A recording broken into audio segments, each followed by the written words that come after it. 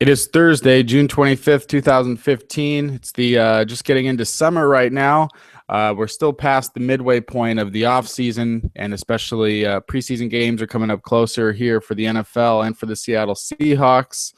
This is Real in the Field Goals, a weekly podcast where we talk about the Seahawks, have guests on, talk about the NFL, situations going on, and players coming in and out. A lot of players coming in right now, and some will be going out, quite a few actually. My host as well is Danny Kelly. Dan, how are you? I'm doing well, Kenny. How are you doing? I'm doing great. Dan, before we get started, I want to bring something up. It's that we've got this segment on the show called Talking Directly to John Ryan, because I believe in my heart that John Ryan listens to this show and is a diehard fan, and it would be great to have him on so that he could talk to himself. Did you not meet John Ryan just the other day?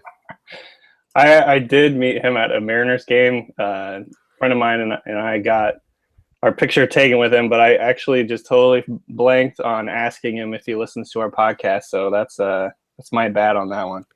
That's a rough one, man. We could have had it right there. It was right in our grips. Yeah. Would you ask him again if you saw him again? Probably not.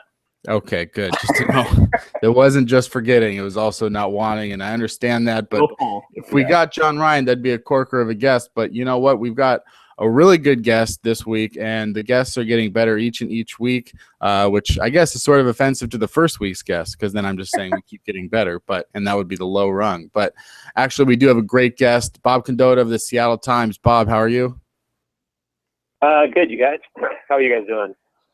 Doing great. Doing great. Bob has been covering the Seahawks for a little more than 2 years now for the Seattle Times. Before that, spent a long time covering the Washington Huskies, and we're going to get right into it because the Seahawks, practices are ramping up. We're not quite to training camp yet. Bob, what you've seen over the last 2 years, is there anything different from 2013, 2014 to 2015 that you've noticed? Maybe just the sort of the era of expectation around the team. I mean, I came on at what was really just such a high point. Sort of the spring of 2013, the first time they got back on the field after the great ending of 2012, and expectations were so high, and there was such an excitement at that time. And now it feels like it's more of an expectation kind of thing. The players have matured a little bit, and Pete obviously is. They've gone through an awful lot now. And so that they sort of seem a little bit more like what they are in a lot of ways. They're just sort of a veteran team right in the middle of something, instead of a bunch of young kids who are sort of at the beginning of it. And we're basically in the dead zone of the off season right now. We've got about a month until the training camp starts. And in the cliched tradition of off season, NFL off season, you always hear basically every team's got a guy who's in the best shape of his life, and every team has got a guy that's poised for the best year of his career. Who would you give those cliched awards to in terms of the Seahawks, for the best guy, best shape of his life guy, and best poised for the best year of his career guy? Well, what's interesting, that the guy who was cited by several people as being in the best shape of his life is a guy we didn't see out there, which is Brandon Mebane. It'll be interesting to see if he really is, and how that will translate, because he's obviously a guy who's in a really key year in the last year of his contract, and a guy that a lot of people were speculating maybe they'd have to cut. And people, depending on what they have to do the next few months, maybe still would be a guy that they'd have to at least ask to restructure his contract. But having missed the last 7 games of last season, it sounds like he really came at it, with the idea of coming back as almost as trying to maybe be a little bit different physically. And Pete Carroll talked an awful lot about just how well he looked out there. One day during one of the OTAs, we saw him just running up and down that hill there, that kind of borders the practice field for quite a while. And, he looked like he was, it sort of seemed to be proving everything that Pete and everybody had been saying about him. So I'll throw that one out there as of that. Okay. Poised for the best year of his career.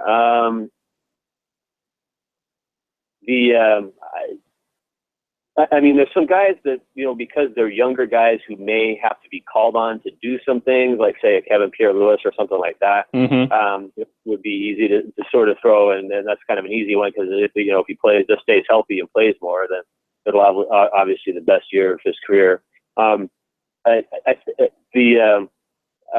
Christian Michael is just such another guy who sort of he's going to have to be set up for that, and he's perfect for it. He either has the best year of his career, or he probably doesn't have much of a career left with the Seahawks. Right. Some of that could be decided by the time they even get to training camp, and we'll probably talk about some of this later. But he could be involved in what's going to be one of the more interesting preseason battles, I think, for how the backup running backs spots behind Marshawn Lynch end up developing. And I think Michael is sort of poised for it, no doubt. Whether he can live up to it and then actually pull it off, I think is going to be the real big question. It seems like one place where there's plenty of opportunity is, anyone that wants to step up and start catching passes on a consistent and regular basis. Two guys that they've brought in this year in the offseason, one through a trade and the other through draft, were Jimmy Graham and Tyler Lockett. Obviously, if Jimmy Graham has the best year of his career, that'll be pretty awesome. But how do you think that those two guys have looked so far? And is Jimmy Graham, is he fitting in well? And just in general, does it look as exciting as it can be from a fan's perspective? Definitely in Jimmy Graham's standpoint. We got to see 3 of the 10 OTAs that they did. One of them, they went indoors because the field, because it was raining that day, and they ended up doing a lot of red zone stuff. When you only have kind of one field to work with, you sort of have to pick almost shorter field kind of things to work on. But it also, part of me wondered if they didn't do that on purpose as well, with it being Graham's the first OTA that he participated in that we all got to see, knowing that if he's ever going to look good, it's in a red zone session. And if you're running like 20 straight plays from the 10-yard line, who's going to look good in that? But he did look good. We all wrote an awful lot about it, about the 4 or 5 straight touchdown catches he made, and the big spikes he made after all of them. And just the kind of thing we have not seen out there from a Seahawk receiver, forever. So, and all the time I've been out there, but I think probably in an awful long time for anybody. I mean, they've just never had somebody like that. And Everything we've heard about how he's fit in off the field has been positive as well. You sort of hear that this time of year, but I do think it's true in Graham's case. I mean, you've seen him already do things like, go with Russell Wilson and Doug Baldwin and those guys and participate in Pete Carroll's We Day thing. And, he's done all kinds of off-field stuff through the team already and things like that. And you've heard every player sort of already talk about, how he's fit in pretty well. And, I think there was a minor question about that because of the stuff that had happened before that game. I don't think that should have been regarded as that big of a deal because that happens. Football players understand that when you're on different teams, things happen, and it's different when you get when you become teammates. We see the Seahawks fight amongst themselves all the time in practice. So, True. Those things happen. But just because it was really highly publicized, it was obviously something to watch. But I think Graham is fit in really well right now with everything. And you mentioned just briefly the running back competition. I didn't include this on the agenda for some reason. It's a glaring omission on my part. But in terms of what we've seen from Thomas Rawls, we've heard a lot about him from Pete Carroll. I've heard just kind of whispers of Rod Smith and kind of what he brings. And then obviously, right now, Marshawn and Turbin are kind of on the sideline. So those two guys are getting a lot of carries. What have you seen from them in terms of, do you think either of those guys have a shot at making the roster? Yeah, I mean, Thomas Rawls was really a guy that they sort of started talking up from the minute the rookie minicamp ended. And I think he does. I think they are really going to look for something there. They basically had the same running back, trio now for about 2 straight years. And then, it could be the 3rd straight year with Marshawn, Robert Irvin, and Christian Michael. Irvin's entering the last year of his contract. They could definitely be looking for something down the road, to try to see, okay, what do we need next once some of these guys inevitably aren't going to be here anymore, and exactly what do we have? What do we have in Christian Michael? I mean, I think they've really got to figure that out. How much do they trust that he can be what they hoped he'd be when they drafted him in the 2nd round in 2013? And we've seen this team; they don't have any problem making decisions like that. If they decide that they like this guy ahead of that guy, they don't really care necessarily that Michael was a 2nd round pick and that it might look bad if they cut him. They had no problem dumping Matt Flynn real fast or Chris Harper real fast. they don't seem to, it doesn't seem to bother them to admit a mistake really. So, Right. I think Thomas Rawls has every chance in the world to make the team, and everything we saw out of him so far was positive. Smith, we didn't see a lot of early. He was hurt through a lot of the mini camp and all of that, the rookie mini camp. Mm-hmm. And so he was a harder one for me to get a huge assessment on. But he's a sort of a different physically kind of guy. Right. Runs a little more upright and all that. So I think he'd be such a different kind of contrast in styles. I think he's definitely intriguing, and I think they'll definitely want to get him out there in the preseason as much as they can and see what they have. But each of those guys are intriguing from the standpoint of sort of really highly touted guys who went to big time schools that maybe didn't turn out quite the way they thought it would at those schools. And the Seahawks are I think going back to trying to see if they can get out of them what initially had these guys rated as some of the best running backs coming out of high school. Do you think that because of Pete Carroll's background as, a college coach that recruited the best players in the nation, that he is more prone to liking high school athletes, guys that showed a lot of promise, maybe 3-4 years ago? Do you think he's more prone than other coaches, especially with your experience covering the Huskies, that maybe, and we've seen these guys locally, like Jermaine Kearse and Kason Williams, get calls up from Seattle to get a shot. So do you think that he's more prone based on his college background?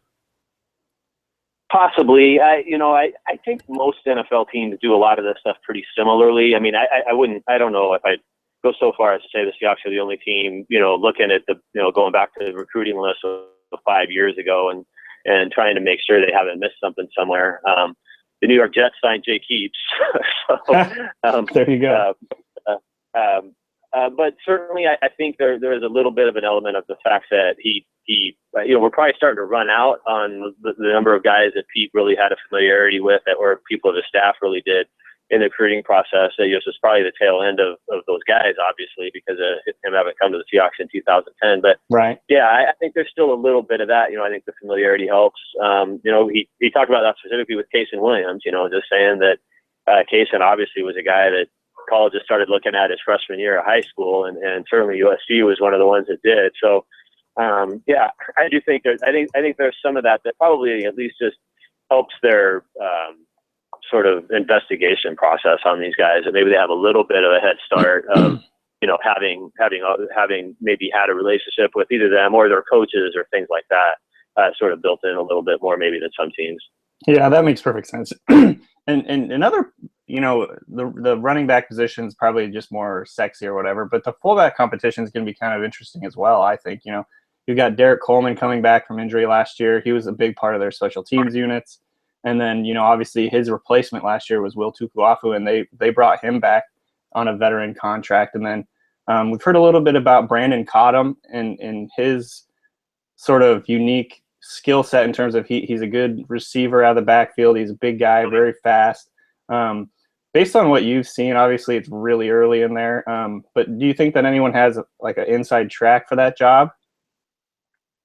Well, I'd be shocked if Derek Coleman didn't make the team. I think he'll be the starting fullback and all that. As you mentioned, I think he's a huge part of their special teams, and it was interesting how much you really heard them volunteer that this year. You heard Pete Carroll say it at the town meeting. One of the coaches we did get to talk to during the OTAs, they didn't let us talk to everybody, but they did roll out Brian Snyder for us one day. He one of the first things he did was talk about Derek Coleman being back and how that should solidify some things. So I think I'd ink him in as on this roster. After that, certainly, then it'll sort of come down to how many overall running backs do you want to keep, and that's where a guy like Thomas Rawls in the tailback situation, do you think you could, what kind of different guys do you want back there? Do you need two fullbacks? Tukuafu we did not see at all in the OTAs and minicamp due to an injury of some sort. We never did get a clarification, I guess, on exactly what the situation was with him. But he was not. He was there, but he wasn't out there on the field. And then Cottom, he certainly physically he looked intriguing. As everybody will tell you, it's really hard to judge the guys who maybe the physical part of their game is going to be their strength are hard to judge in these settings because they don't do anything physically. They're never hitting.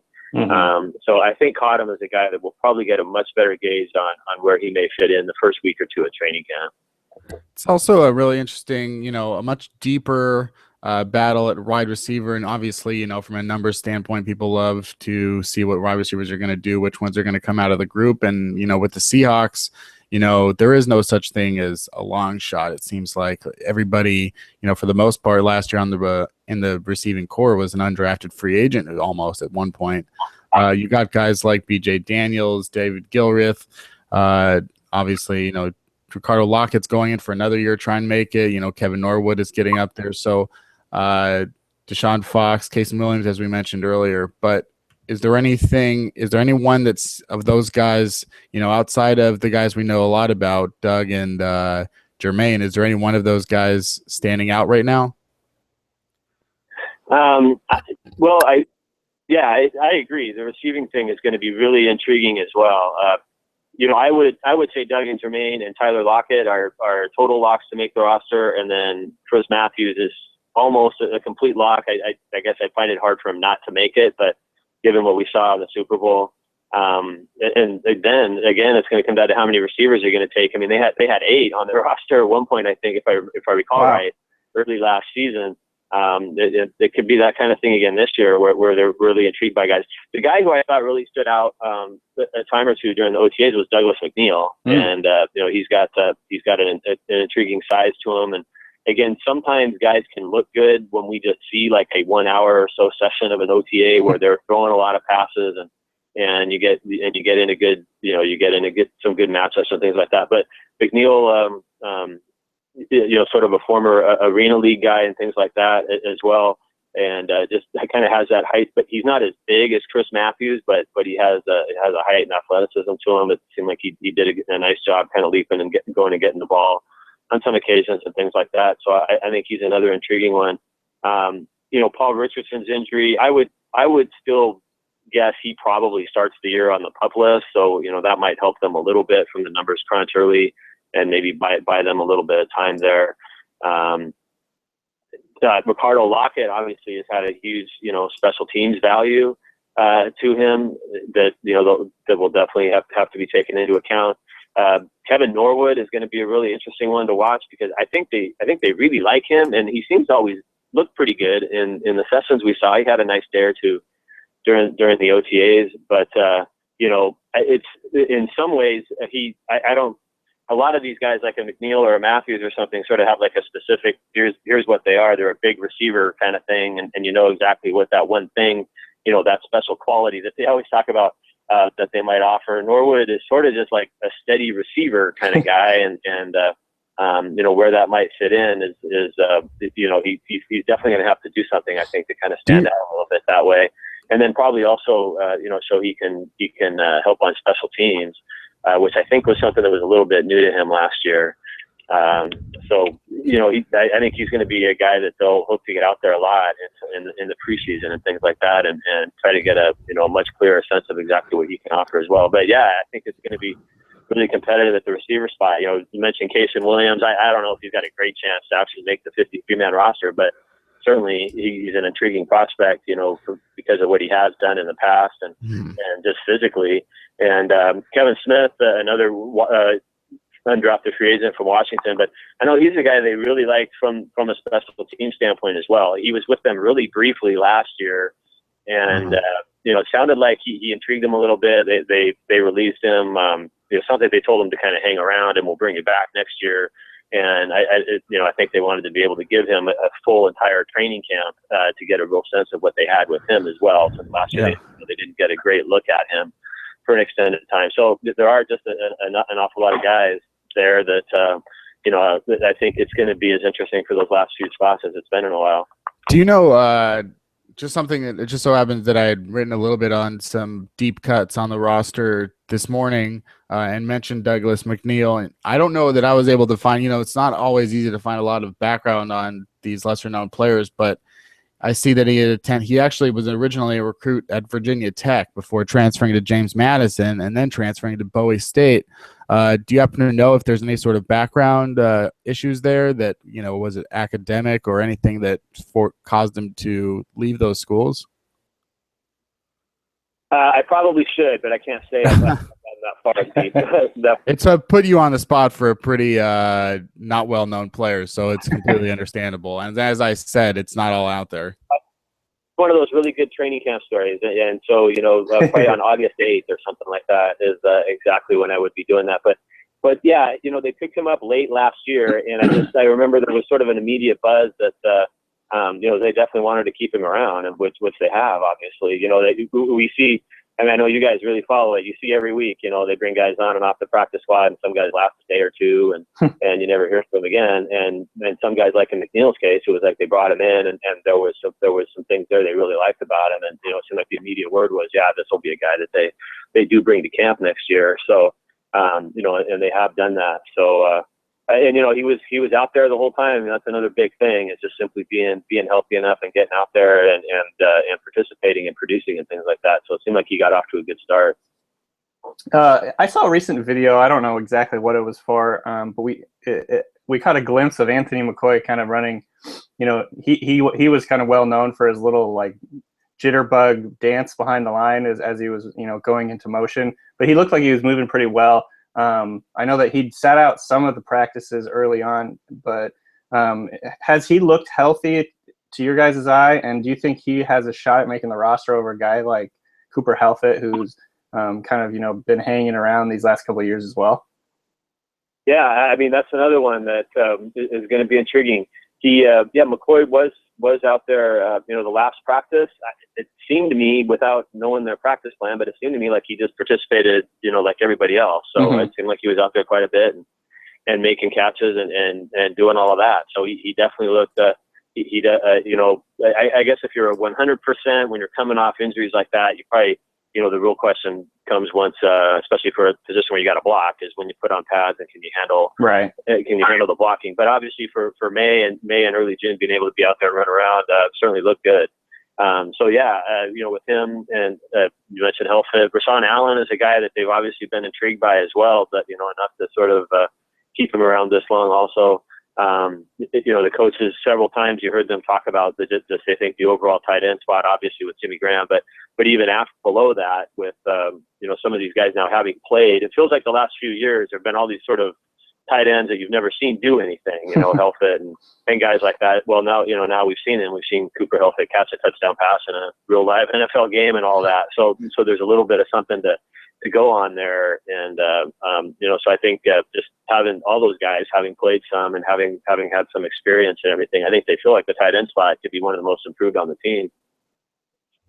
We one of the ongoing things that obviously a lot of people are focusing on, it seems like every week we have to ask the guests about the offensive line because nobody knows what's going to happen, and we want to get opinions and see what you see.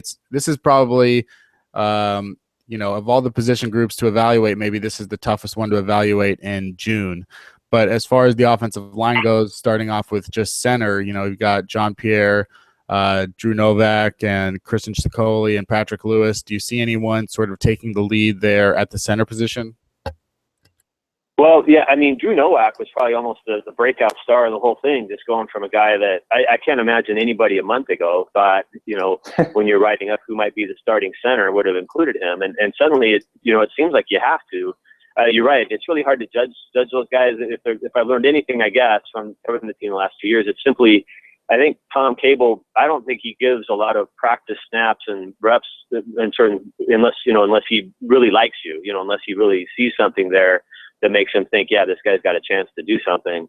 And Drew Nowak, I mean, the last two, the last OTA we saw, and then their lone minicamp practice that they had, was basically splitting time with the ones with Jean Pierre. And certainly I don't read that as, he's one of the, they're, I guess, 1A and 1B necessarily. I think obviously they just wanted to get him out there a lot and see what they had. But to give him that much time doing that, obviously they're serious about it. So right now I would say Jean-Pierre, just because he has played it and he was the main guy, he was the guy going first and everything. So, he was the guy who looked like he was atop the depth chart. But it was interesting to me. We didn't get a clear indication of Patrick Lewis, and if there was a reason why it seemed like maybe he's not quite as part of that. He was healthy. I mean, he was out there, and he actually got a lot of time at guard as well. So I don't know if maybe they were trying to see with him maybe he's more of a combo type guy, and they see him as more of that, you obviously there's a real value in being that, say, seventh guy who can play every spot in the interior, can play both guard and center and be that backup. And maybe that's how they're seeing him,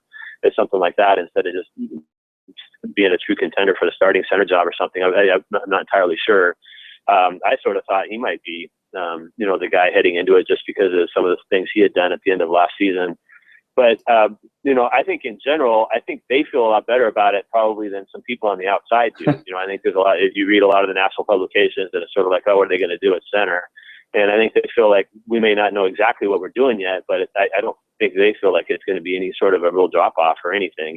They played 10 games without Max Unger last year. And so I think they feel like they can figure out how to do it this year with at least one of those guys. Kevin Williams recently signed with the Saints, and it raised the question, like, what is going on with the Seahawks interior defensive line in terms of depth? We talked about Brandon Mebane a little bit earlier and how he's in really good shape, and so you can assume he's going to be sort of a major peg or major part of that. Where else going down the line, you have Jesse Williams, you have DeAnthony Smith, Jimmy Staten, T.Y. McGill.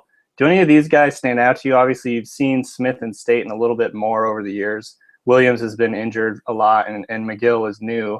Do you see these guys coming in behind, your Jordan Hill, and Tony McDaniel? Other than those two guys, do you think any of the Smith, Staten, McGill, Williams, do you think any of these guys will make the roster?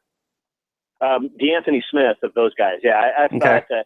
I think I wrote something on the blog at some point, just saying don't forget about this guy. I think they like him a lot.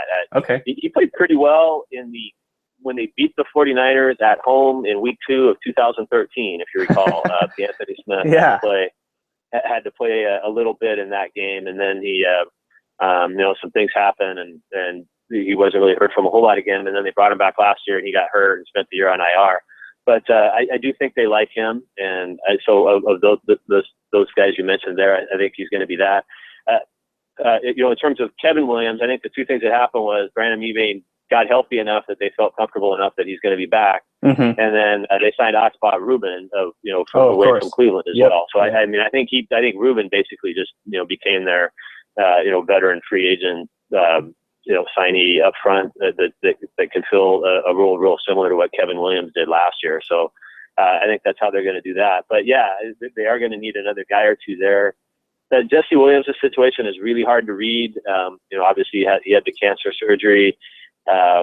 He gave an interview to the Seahawks.com that painted a little bit more, I thought, of a pessimistic picture of his, how ready he's going to be to compete here than maybe other people had. So it'll be interesting to see, when they come back on July 31st, I guess exactly where he is physically and if he's able to be out there or not. I think just regardless of what kind of shape you're in, going through something like that, getting back to that shape to be able to play NFL football, there's probably going to be a tiny bit of a challenge there for him. So Jimmy Staten, certainly I would think this is a training camp where he sort of has to do something. It seemed like, he was another one last year, was hurt quite a bit. I don't think they got a great look at him last year. So I think the hope would be that he stays healthy throughout all of this year and they can really get a sense of where he is. They do have a lot of young defensive linemen. Cassius Marsh maybe doesn't fit quite into that specific, those roles, but I mean, he's another guy. Obviously, they've drafted a lot of linemen in the last few years. Greg Scruggs. There's going to be a bit of a numbers game there a little bit too, and somebody's not going to make it, obviously. Do you think how many interior linemen have they typically kept? I don't know if it's too early to sort of guess at that, but is it usually about 4 or 5? Yeah, right in there, and and sometimes there's guys who can do some of or maybe can do 3 positions or whatever. So exactly how do you categorize them? But yeah, I mean, for the two, for say the nose tackle and the 3 tech spot, I think you want to at least have 4. Right. And then do you have another guy that can be a swing guy and play somewhere else? So yeah, I mean, I think McDaniel, Mebane, and Rubin, I think are 3 for sure. And then it's a matter of who's another guy or 2 after that. McGill, I did hear some decent things about. I think it's another thing where you're really going to have a better sense, a week or two into training camp of how serious a player he might be for that. But he's sort of an interesting body type that he does look like he'd be hard to move out of the way there. You wrote this week about Bruce Irvin and his situation going on with the Seahawks. Obviously, they did not pick up his option for 2016, which, at first caused some friction in 2016 for right now. And, Bruce going as far at one point to say, he couldn't wait to play for the Atlanta Falcons, and then he recently just backpedaled on that and said he hopes to remain in Seattle. Do you believe him when he says that he wants to stay in Seattle, or is he just saying what maybe his agent told him to say, or, just sort of like people saying, hey, maybe you shouldn't be saying that. Just say you want to be in Seattle, play the season out, and we'll work on next year. Well, I believe that he would stay in Seattle if, they offer the most money and he feels like it's what they really want him to do. I think he, maybe Bruce, we've come to know Bruce Irvin a little bit. I think he does react maybe a little bit more emotionally to some things than some guys do. And, it's sort of what makes him an intriguing player to watch on the field and all of that as well. And so I think you sort of saw that with his reaction to what they did. It's interesting because there's a lot of people who are like, in some ways not getting that option picked up isn't a bad thing because you have a great year, you enter free agency, it could make your situation a lot better. I think he just viewed it initially as sort of whether the team sort of getting validation from the team, feeling like it wasn't there since they didn't pick it up. James Carpenter went through this last year and James had, the exact opposite sort of reaction, which was, that's how it works and it's a business and it's my job to just go out there and play well and sort of, earn another contract, which, is what Carpenter did it ended up being with the Jets and not the Seahawks. But, I think Irvin I think just some time away from it. And I'm sure talking to his agent and other people around him, has figured out that reacting the way he did initially is probably not the best course of action. And the best thing to do is to come back to Seattle, try to do everything right in 2015 and play really well and create as many options for yourself, whether it's with the Seahawks or with some other team next year. And in the meantime, I think the Seahawks have sort of started, planning for the future in the case that Irvin doesn't end up in Seattle long term. They've got Cassius Marsh, they've drafted Obum Gwacham, and they've taken a look at Frank Clark at Sam linebacker a little bit. And all three of those guys, I imagine, probably will get looks at Sam linebacker and defensive end. How has Cassius Marsh looked in terms of, I think early on, we're still kind of trying to figure out what kind of player he is. Is he a Michael Bennett or is he more of like a Cliff Averill type of like pass rusher? Yeah. And I throw Kevin Pierre-Louis in there too, because I think they see him as sort of a strong side linebacker type. And, they could go a little bit more to, it's not necessarily someone like Bruce who's on the field as Bruce was at the end of last year for every down, but you have a strong side linebacker, then you have someone else who comes in and passing down. Right. So it could be one of those things where it's filled by, if Bruce ends up leaving, his job is filled by multiple people. Marsh, it was interesting. The last day we saw him playing some strong side linebacker, and Pete Carroll actually volunteered it. I know I had it on my list of things to ask, and then Pete brought it up before it was even asked by anybody, just talking about some things. But in that answer, Pete talked about, it makes some sense because Cassius is 250 pounds. And one of those things I will try to follow up on when I have some time with coaches, when they drafted Cassius, it sounded like their thought was, well, he can get up to 275 or whatever, and he can be a Michael Bennett type.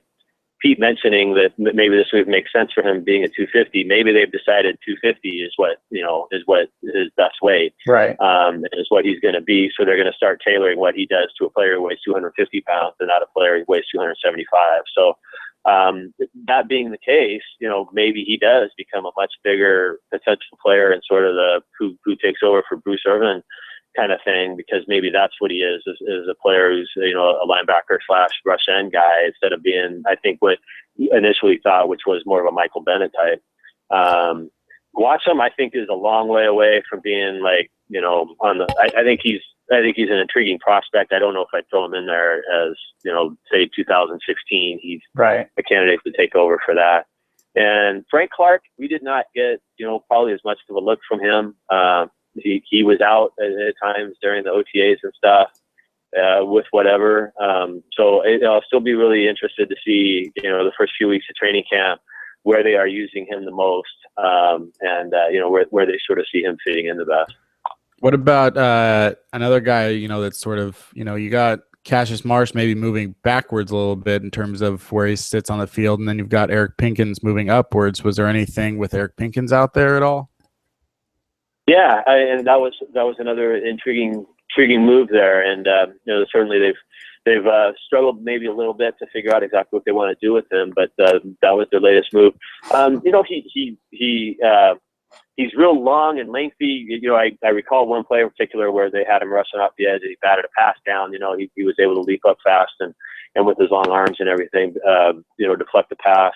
I think that's another thing where I hate to keep saying they got to figure out how the guys fit in physically and things like that. But I think with Pinkins, that would be a little bit of a new role for him, obviously playing that close to the line that much and doing it at this level. They talked about one of the reasons they did it was, again, he was another guy that just weight-wise, it sounded like it was going to be easier for him to play at a higher weight than to try to get him to cut some weight and, play corner or something, which was their original thought going way back.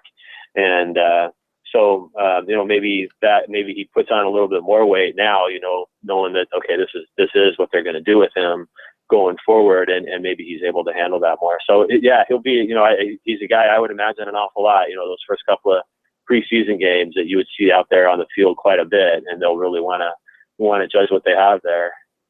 Moving back in the defense a little bit, obviously Byron Maxwell left in free agency, and that leaves a little bit of an opening at the cornerback position opposite Richard Sherman. Right now, it's kind of assumed that Kerry Williams will be the starter there. I would ask you, do you think that is the assumption at this point? Do you think he's going to be the starter?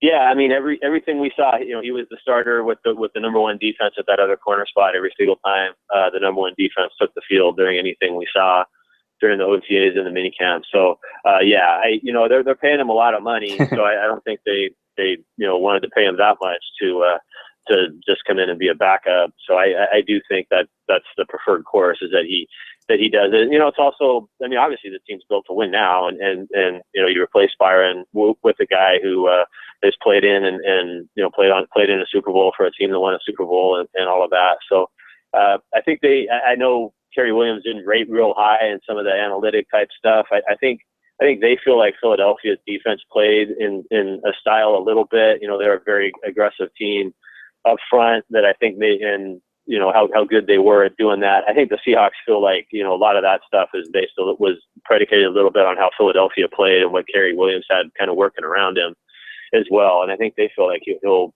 in terms of just numbers and things like that, could be much more productive in this defense and in what the Seahawks will ask him to do. So at the moment, I'd be really surprised if he's not the other starting corner. As weird as it might be to say, it seems like the Arizona Cardinals are going to be the toughest team to play in the NFC West for the Seahawks this year. And that includes, they might be the only team that has three legitimate receivers going down to John Roberts. So being able to cover the slot and having a good nickel corner, it seems like it's going to be really important for Seattle. Who exactly do you think is in the lead there? Is Will Blackman, has he come on strong in his return to the Seahawks? Yeah, I mean, it was definitely Will Blackman throughout every we got to see 3 OTAs and then 1 minicamp, and in all 4 of those, Will Blackman was the starting nickel every single time that the number one defense went out there. So definitely he seemed to be the guy. I was a little surprised by that, I guess, just because Marcus Burley, it seemed like played fairly well and did some good things last year at times. But it was Blackman 1 and Burley 2 out there, and then Jeremy Lane is not going to be ready for the start of the season. So I mean, right now he's not really going to be a factor in that right when camp starts and probably for the beginning of the season. So, I think I think that's why they brought Will Blackman back. I'm not sure we all thought that, the minute we saw Will Blackman had signed, that they're bringing him back to be the starting nickel. But I think that might've been, much more in their mind when they did that than was on the minds from the outside. So I think they feel like that's something he could do there. And, Ty Smith, we didn't see play a lot inside either, but I would be curious to see if as they go, if maybe he does that a little bit more, and maybe he could fit into that somewhat as well. But, Harold Simon's not really ever played nickel, I mean, that's not really his thing. So he wasn't healthy during any of this. But when he does come back, he wouldn't really fit into that. So, yeah, I mean, I think right now Will Blackman's the leader in the clubhouse there. Do we assume that Harold Simon's going to start the year on the active roster rather than the PUP list? Yeah, that'll be interesting. Right now, I would assume he'll probably be healthy enough. It sounded like everything was going okay, but it's a shoulder and sort of tricky, I guess, to know for sure there. So, I guess not one of those things they really have to decide till that day. So, right. It's I'm sure right now they're going in with the hope that he'll make it back. Wait, at the safety position right now, I guess Deshaun Shedd is the backup more or less for both Earl Thomas and Cam Chancellor, I would assume. How's he looked in practices? Do you think he's the guy that they would turn to if one of those, if either Thomas or Chancellor went down? Yeah, and with Earl not being out there, he was the other starting safety alongside Cam throughout everything that we saw. So, yeah, I mean, just given that, again, I don't think they do that just because, I think they did that, with a plan of getting him as many reps for that, with the thought that he's sort of the backup there for Earl. And there's no indication Earl's going to have any setback. I mean, everything we heard was positive on Earl, but, just in case, I really did seem like they were giving him an awful lot of work to sort of prep him for whatever might be needed there. And I wouldn't assume Earl will play much, if at all, in preseason games. So, I mean, I think Deshaun Shedd will get a heavy dose of preseason games as well to get out there for that. So yeah, I think he's sort of the guy there, and it's the strong safety is probably much more interesting, who would fit in behind Cam. And what was a really good sign, obviously, was you saw Cam out there from day one. I'm not sure everybody thought that was going to be the case after Super Bowl week, but Cam talked to us the one day and said he felt better now than he has at any point in any off season. So. I think the concern, I guess, that they really better get a strong safety ready in case Cam wasn't going to be able to go, kind of flew out the window quickly. So, but having lost Jerron Johnson, they are going to need somebody to step in there, and there was sort of a bunch of different guys doing that. So that'll be an interesting one to watch, see who steps in there. Has there been any sort of changes, since with changeover from Dan Quinn to Chris Richard, and is there any sort of dynamic or difference that you're noticing, having covered both of Quinn's years as the defensive coordinator here and then starting into the Richard era now? Yeah, I don't think we'll see much of a change, if at all, in anything schematically. And I still think Pete Carroll, obviously, having been a defensive guy forever, he was his own coordinator at SC for, I think, his first 5 or 6 years there. It's always going to be Pete Carroll's defense first and foremost. And whoever is the coordinator will bring their own sort of personality to how they run it on a day-to-day basis. But I think in terms of just how the schemes are done and the overall philosophy of it, I don't ever see that changing a whole lot, based on that. I think the one thing with Richard is, he was a corner himself, and then obviously he sort of made his coaching name here by kind of grooming Sherman and Chancellor and everybody else in the Legion of Boom these last few years. And I think even more so, he will want to put those guys in positions of real trust. Those guys always want to be sort of given as much responsibility as possible, which usually, I guess, means man to man and things like that. Those guys thrive on being put in those situations, and that it's the one time they can really say, like, yeah, I shut this guy down, and it wasn't a team thing or whatever. Those guys all like that. And I think Richard, maybe would play to that part of it just a little bit more. And then, it makes some sense too, just given, that's, one of the best units, obviously, in the NFL right now, and putting as much responsibility on those guys' shoulders as you can. So, I think just from a game day standpoint, maybe you'd see that a little bit more, but, I don't think the overall what you see out there is going to change a whole lot. So much of the personnel itself is the same as well. Richard's obviously been a big part of getting it to this point anyway. So, I don't know that you'll see a whole lot that's a whole lot different. There, going from Gus Bradley to Dan Quinn, there was a little bit different style in terms of, it seemed like Dan Quinn was a little more aggressive. Obviously, it's way too early to, I guess at that. But in terms of his personality, do you see Richard as kind of an aggressive guy in the defensive scheme, or more in the Gus Bradley, like, I don't know exactly how to explain what he was, but he just didn't seem to be as aggressive as Quinn was. So where would you put Richard in terms of personality? Yeah, he would probably lean a little bit more to that. And it's interesting, I wonder if with guys that, I know obviously the sequence everybody will always talk about probably forever is just those last couple of plays in the playoff game against Atlanta. Yeah. And I know you heard the players kind of immediately say, if we'd have played more aggressively there and not just kind of give them things that they could take, how that might have turned out differently. And I think there was always sort of an assumption was going forward we wouldn't do that. I know some of the coaches would say it's easier to be more aggressive the more experience these guys have and the more times they're in that situation. Yeah. That Atlanta game was such a unique first chance for that team to do something to that nature. And, so maybe you just in the heat of the moment, you err on the side of, well, I don't want to have these guys make a mistake here that results in a quick and easy touchdown kind of thing. It's, you just kind of try to play it safe. So, but yeah, that was always sort of that sequence. And then Dan and everybody would talk about, okay, now that these guys, we sort of been through more, it's easier to put them in a little more situations where you put a little bit more of it on the secondary shoulder. So, I think Richard would lean a little bit more toward that. Again, with just having so many guys now that have been through so much and that you trust so much more to do the right thing as well, it makes it easier to be aggressive. The coaches have an eternal fear of just guys not knowing what they're doing. And, one guy screws up something and, it turns into a 70-yard touchdown kind of thing because one guy doesn't cover a guy or whatever. And, that's why sometimes you err on the side of, more passive defenses in situations like that, because it's more guys that have to screw up essentially for something to really go wrong. And, I think that the longer that they have all these guys and all these guys know the defense and are that much more comfortable with it, it's a little bit easier to be aggressive too.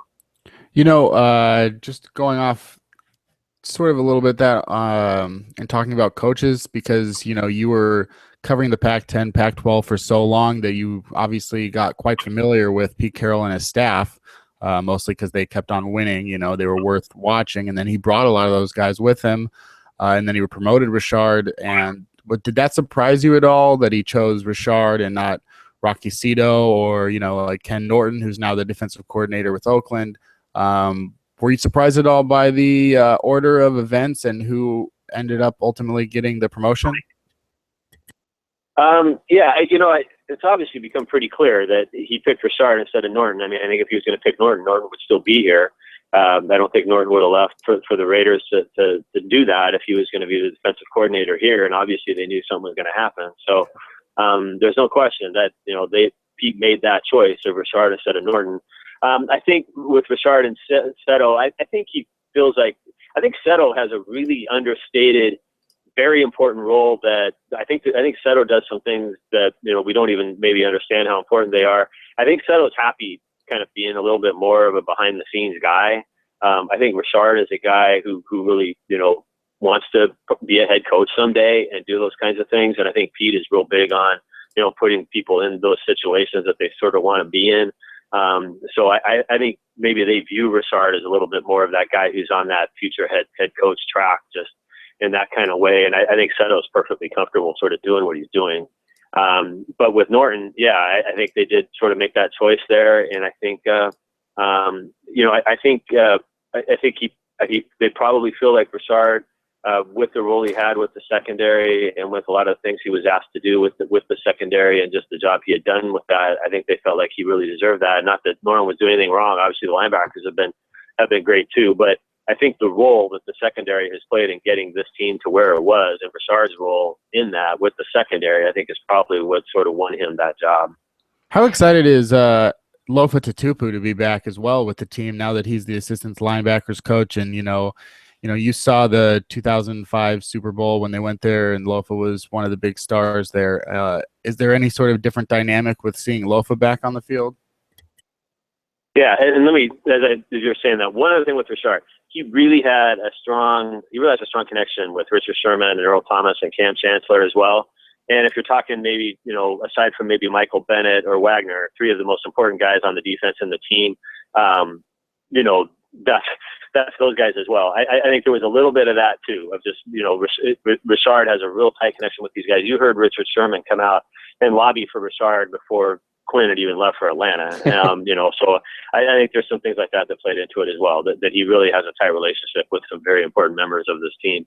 In terms of Lofa, I didn't cover the team when he played for it. I heard an interview he did after he got the job, and I had not been aware, I guess, that coaching was something he had really wanted to do, and had talked to people while he was with the Seahawks about wanting to go into coaching and things like that. So I think obviously it's with the connection he's had with Pete and everything, going way back to his USC days and things like that. But more and more, obviously, sort of looking back on it, looks like a complete no-brainer that they brought him in, and I think it's a good situation for him being brought in as sort of the second linebacker coach, with Michael also hiring Michael Barrow as sort of the first guy. I think that dynamic of having sort of two new guys coaching the linebackers is going to be real interesting to see there. Norton was a real noticeable personality when you watch practices and things like that. For all the fans, you get to go to the open training camp practices. You heard a lot from Norton in a lot of those practices. I think Barrow is pretty similar in some manner from what we saw in terms of being a guy you'll definitely notice and hear out there quite a bit. So I think from that standpoint, there may not be that much of a change there. I think it seemed like Barrow has a very outgoing personality as well. But it'll be interesting to see how that dynamic all fits together this year. It wouldn't be a Seahawks podcast unless we talked about Russell Wilson's contract negotiations. Just based on what you're hearing and what's been reported in different outlets, CBS, NFL.com, and some of the local outlets, where do you think it stands? If you had to take a guess that it would get done this year or not, prior to the season, I should say, what would be your guess if you really had to make that? At the moment, I'd probably say that it wouldn't get done. I think there seems to be some momentum on Russell's side to sort of take this as far as it can be taken and see what other options might be out there. And now that can end tomorrow if the Seahawks say, okay, look, we just want to end this. What will it take to get it done? I think they're still in that milling about period. As you heard Mark Rogers say in the interview with Brock and Salk and all of that, there really isn't a deadline here because this situation is so much different. I've seen people try to compare this with a lot of other contract situations they've had, but they've never had one really where for sure that the tags can come into play and right. Things like that. Each side understands fully that the Seahawks would use it, and they're not going to use it on James Carpenter or something like that, but you are going to use it on Russell Wilson. And Russell's side understands that and understands what the implications of that could be, and if they're fine with that and playing a year with the specter of that and sort of seeing what that might lead to, I think Russell and Russell's side feels like he's at such a unique point for a quarterback in NFL history here and all of that and he's sort of come from such humble beginnings in a lot of ways that, sort of what does he have to lose by taking this as far as it can be taken and seeing what it might lead to. And there is the dynamic too of Mark Rogers having been primarily a baseball agent and being much more familiar with taking guys to free agency and sort of seeing how that unfolds. So, given all of that and given that I think the Seahawks are comfortable with the idea of using the tag in 2016 and so that maybe they don't feel quite as compelled in this case to have to make sure something gets done, unlike with some of the other contracts. I definitely think you could see this one play out a while. Just, going off of that with one more question from my side would be outside of the contract, which is something that, we have to always keep in the back of our minds and now at the forefront of our minds because it's the offseason, there's no football. But when football starts, Russell Wilson last year, it was heavily leaning on the running game and what he could do, and he had one of the best rushing seasons ever by a quarterback. And now this year they go out and get Jimmy Graham, which is obviously going to change the dynamic once again. Through his 3 seasons, so far in the NFL, he has, changed his game a little bit every year. And, it seems like with any good quarterback, they're going to be completely different 4 or 5 years. Every so often they're going to change. Tom Brady, how much he's changed from his beginnings. Do you see Russell Wilson being much of a different passer this year in terms of, the rushing game versus the passing game? Is there anything that you're sort of leaning on towards your hypothesis in that regard? Yeah, I mean, I think it'll change a little bit every year just because the personnel around changes and all of that. I still don't ever see the personality of this team just changing greatly. I think a lot of that comes from Pete Carroll as well, of just it's easy to forget. And maybe one thing I remember a little bit more, just having covered the Pac-10 a lot, there was always a lot of criticism of Pete's offenses, of USC's offenses, sort of after that Leinart, Bush, Lindale White group all graduated. But the last 3-4 years there, there was always sort of the constant, it seems like SC, part of why basically every one of those years, they would suffer some big upset somewhere. And part of it was often that, it seemed like they would play in a style that they weren't necessarily always blowing everybody out offensively. And everyone, it's just suddenly you get caught in a close game at Oregon State or something. And everything catches up and you end up losing the game. And, I think Pete is a very aggressive coach in a number of ways, but I think his overall offensive philosophy is to sort of play to the defense, and which means having a good running game and then kind of picking your spots in the passing game. And so I think in a lot of those ways, Russell is such a perfect quarterback for them. Even if stylistically he's so different from a lot of other guys out there, but I think the fact that he does play in a style where he's willing to, the biggest thing Russell does that the coaches love is the lack of turnovers, and that frustrates fans sometimes that they maybe it seems like they almost kind of give in on plays at times, but that's Pete. I mean, Pete's biggest thing, it's all about the ball. If you remember, 2 years ago, training camp, when he came running in there, holding up a football and saying, everything we do is about the ball, and Russell totally buys into that. And Russell plays, Russell is sort of willing to play in a way to that, it doesn't necessarily, I think, bother him that it goes that way. And I think that plays into the contract stuff just a little bit, because I think Russell feels a little bit like, I think Russell feels, while other people may doubt what Russell could do in another offense, I don't think Russell does. Russell didn't get to this point by doubting anything about what he can do. So, Russell isn't sitting there going, I couldn't put up Drew Brees' numbers if I played for New Orleans. Russell certainly thinks he could, but Russell, I know definitely feels like, the Seahawks asked me to play in a certain way, and I play in that way, totally willingly, and it's worked very well. And, so I should be compensated like a quarterback who does exactly what his team asks him to do, even if what I'm being asked to do is different than what other teams might ask their quarterbacks to do. It's a very interesting point, and it's a great way to end the podcast. Bob, thanks so much. This was hugely informational, and it's a great setup for the, the dead season before training camp. And so thanks so much for coming on. We really appreciate it. Okay, yeah, thanks a lot, you guys. Sure, anytime. Yeah, thank you very much. You can follow Bob on Twitter at @bcondotta, CONDOTTA, and at the Seattle Times, covering the Seattle Seahawks, of course. You're listening to this podcast now, so just keep on doing that every week. It comes out every Thursday. Subscribe on iTunes, tell friends, and that's it. We will hear you next week. Goodbye.